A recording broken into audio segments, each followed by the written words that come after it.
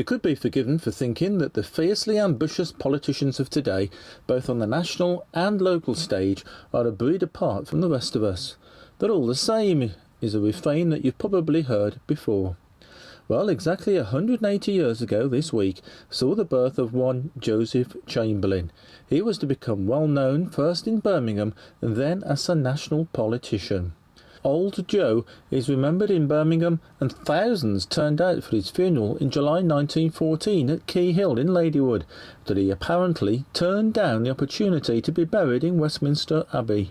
Chamberlain was father, via different marriages, to both Sir Austin and the Prime Minister Neville Chamberlain, and his name lives on in the city centre square, where his memorial fountain is to be part of the new Paradise redevelopment, in the clock tower at Birmingham University, and in the Jewellery Quarter, where this clock was erected to commemorate his efforts to enter the Boer War in 1902. Now, I've met a professor who has just co-written a book about him. Joseph Chamberlain was Mayor of Birmingham for 3 years, which was quite unusual between 1873 and 1876.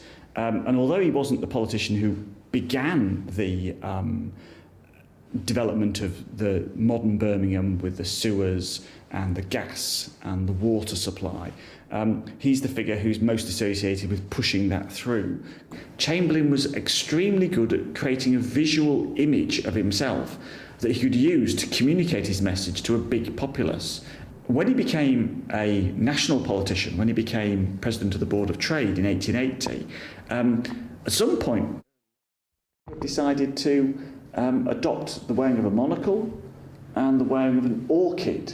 The monocle and the orchid became such signifiers that that's Chamberlain. No matter how bad a cartoonist you were, you could draw Chamberlain. Many of the traits and characteristics may well have been copied by the present-day members of Parliament. Yeah, I think in terms of this relentless drive and this sort of self-publicity, and his willingness to create an image that makes him immediately recognisable, so that any cartoonist can draw him, but also hugely divisive within his own party, has to be Boris Johnson. Boris has become, in the same way, recognisable by his first name. Everybody knew Joe and Boris.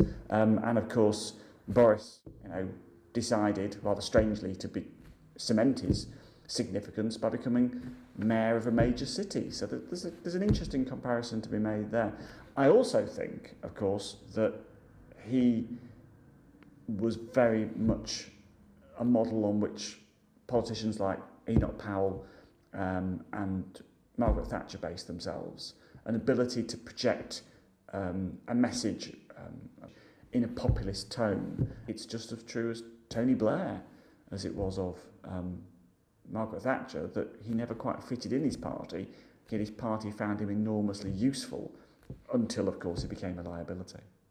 Only time will tell if the likes of Boris Johnson will be so well remembered as Joseph Chamberlain is a century or more after his death.